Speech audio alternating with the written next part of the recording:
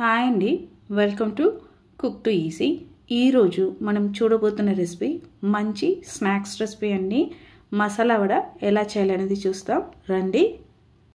మసాలా వడ చేయడానికి కోసం అండి 1.5 కప్పు వడపప్పుని 4 గంటలు నానబెట్టి తీసుకున్నానండి. ఈ పప్పుని మనం గ్రైండ్ చేసి తీసుకోవాలి. దీంతో పాటు మనం మిగతా సామాను ఏమేమి వేయబోతున్నాం అనేది చూసేస్తాం రండి. 2 మీడియం సైజ్ ఆనియన్ని చిన్నగా కట్ చేసి పెట్టుకున్నానండి. సరిపడా ఉప్పు, ఒక 1/2 టీ స్పూన్ అంతా ఇంగువ తీసుకున్నానండి. అలానే సోంపు 1 టీ స్పూన్, పచ్చిమిర్చి 3, కరివేపాకు 2 టేబుల్ స్పూన్, కొత్తిమీర 4 టేబుల్ స్పూన్ వచ్చినట్టు కట్ చేసి పెట్టుకోండి. ఇప్పుడు మనం నానబెట్టుకున్న ఈ పప్పుని గ్రైండ్ చేసుకోవాలండి. దానికోసం నేను ఒక 1/2 కప్ అంతా పప్పుని వదిలేసి 1.5 కప్ అంతా పప్పుని మిక్సీకి వేసుకున్నానండి. ఈ పప్పుతో సహా నేను మనం కడిగి కట్ చేసి పెట్టుకున్న కరివేపాకుని కూడా వేస్తున్నానండి. కరివేపాకు వేసిన తర్వాత మనం కట్ చేసి పెట్టుకున్న కొత్తిమీరని కూడా ఈ పప్పుతోనే వేసి మనం గ్రైండ్ చేసుకోబోతున్నామండి.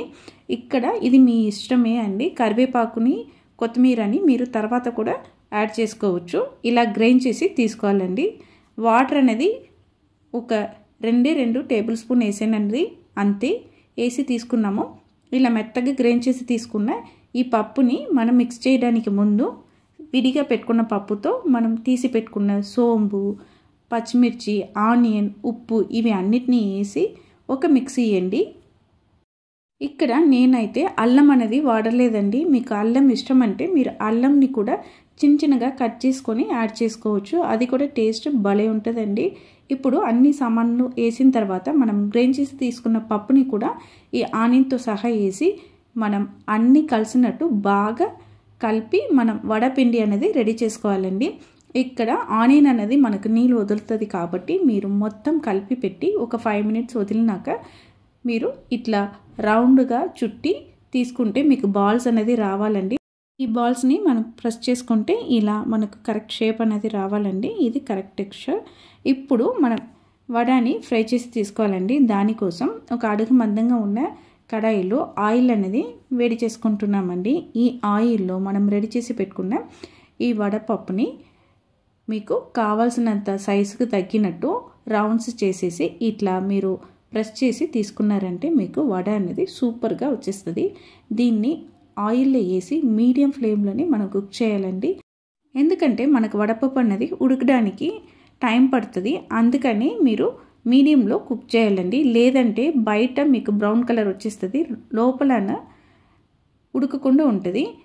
దీన్ని అవాయిడ్ చేసుకోవడానికి కోసం మీరు మీడియం ఫ్లేమ్లో పెట్టేసి 2 వైపు గోల్డెన్ కలర్ వచ్చినంత వరకు ఫ్రై చేసి తీసుకోవాలండి. అలా తీసుకున్నామంటే మనకు సూపర్గా మసాలా వడ అనేది రెడీ అయిపోతుందండి.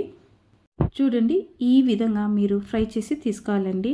మీరు ఈ వడ చేస్తున్నప్పుడు వడ అనేది బాగా ఉడికిందంటే మీ కిచెన్ అంతా ఈ వడ స్మెల్ సూపర్గా వస్తుందండి. మనం కరివేపాకు, కొత్తిమీర, సోంపు ఇవి అన్నీ వేసాం కాబట్టి ఆ టేస్ట్ అనేది చాలా బాగుంటుందండి. చాలా సింపులే అండి మసాలా వడ చేయడం అనేది. చాలామంది కష్టమని అనుకుంటున్నారు. ఒకే ఒక విషయం, మనం పప్పుని 4 గంటలు నానబెట్టాలండి.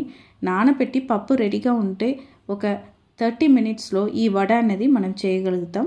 ఇది మంచి స్నాక్స్ రెసిపీ. అలానే పండుగల రోజు నైవేద్యం చేయడానికి కూడా చాలా మంచి వడ రెసిపీ అండి. మీరు నైవేద్యం చేస్తున్నప్పుడు ఈ ఆనియన్ ఒకటిని స్కిప్ చేస్తే చాలు. అలా చేసిన వడ కూడా చాలా బాగుంటుందండి. మీరు కూడా సేమ్ కొలతలతో ఇంట్లో ఒక్కసారి ఈ మసాలా వడ రెసిపీని ట్రై చేసి చూడండి, టేస్ట్ చేసి చూడండి. మీరు ఖచ్చితంగా ఇష్టపడతారండి. పిల్లలు మళ్ళీ చేసి ఇమ్మని అడుగుతారు. మీకు ఈ మసాలా వడ రెసిపీ నచ్చిందంటే కుక్ టు ఈజీ ఛానల్ని లైక్ చేయండి, షేర్ చేయండి, కామెంట్ చేయండి. తప్పకుండా మన కుక్ టు ఈజీ ఛానల్ని సబ్స్క్రైబ్ చేయండి. బాయ్ అండి.